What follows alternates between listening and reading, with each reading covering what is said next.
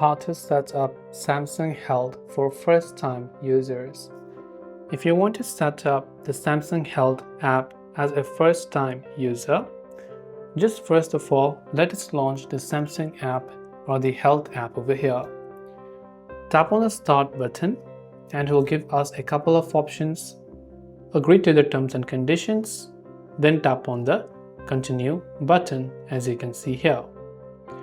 Now when we've done that, we will be able to see a couple of other options. Whatever permission that it asks, we simply have to allow all those permissions.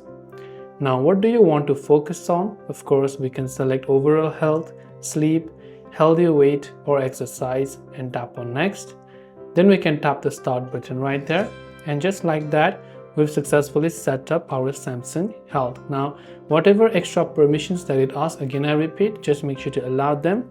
Now you can set it up for walking, running, bike or other options. You can also watch some fitness videos here. You can go to your own profile to see what progress you've made and so on.